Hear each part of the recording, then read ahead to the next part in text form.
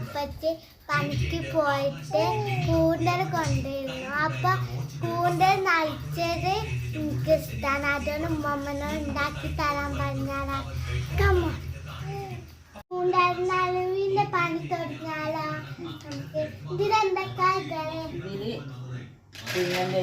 അത് കഞ്ഞിൻ്റെ അരിയാണ് നമ്മൾ ഇടല്. കഞ്ഞിൻ്റെ അരി ഇല്ലാത്തതുകൊണ്ട് മട്ട അരി കൊണ്ടാണ് നമ്മൾ ഉണ്ടാക്കുന്നത്. അതൊരു അരമണിക്കൂർ നേരം വെള്ളത്തിലിട്ട് വെച്ചു. അത് ഇട്ട് കഴിഞ്ഞതിന് ശേഷം അതിൽ അതിൽ നിറക്കാം.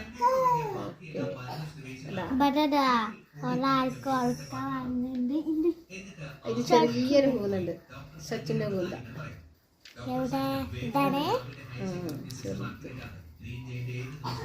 അപ്പൊ നിറക്കണം. എന്നിട്ട് അത് നിറച്ചതിന് ശേഷം അതുകൊണ്ട് അത് പച്ച ഈർക്കിൽ നമുക്ക് എടുത്തെടുക്കാം.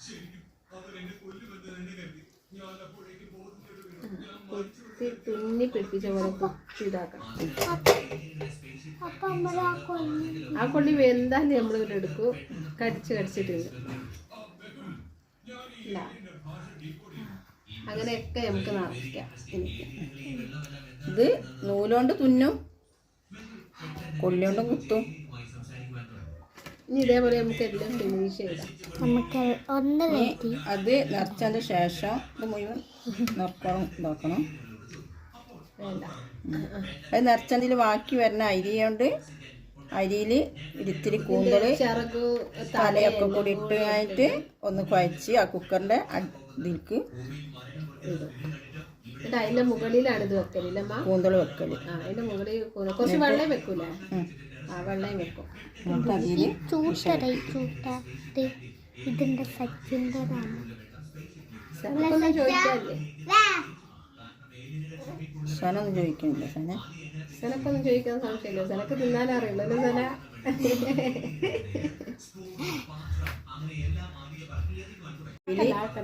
അരിയില് അപ്പൊ നമ്മളിതാ കൂന്ത കൂന്ത നിറച്ചേ കാണിക്കല്ലോ.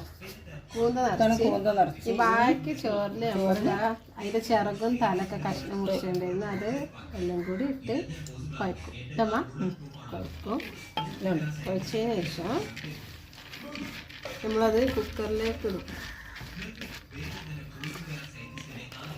കുക്കറിലേക്ക് ഇടാണ്.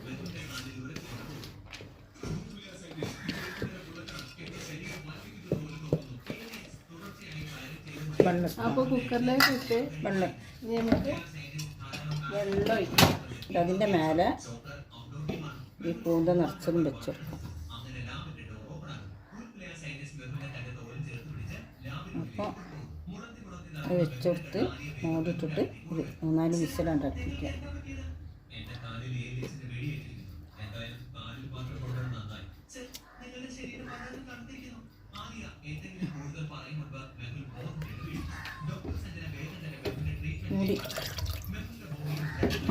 മൂടിയിട്ട് നമ്മൾ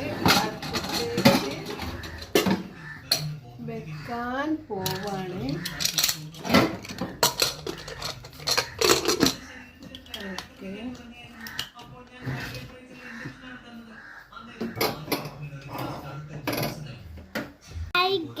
നമ്മളെ കൂന്ത നടിച്ചത് റെഡിയായിരിക്കുന്നുണ്ട്.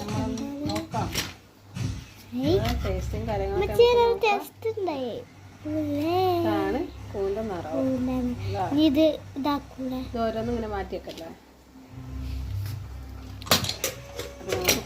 ഓരോന്ന് മാറ്റി വെക്കാം.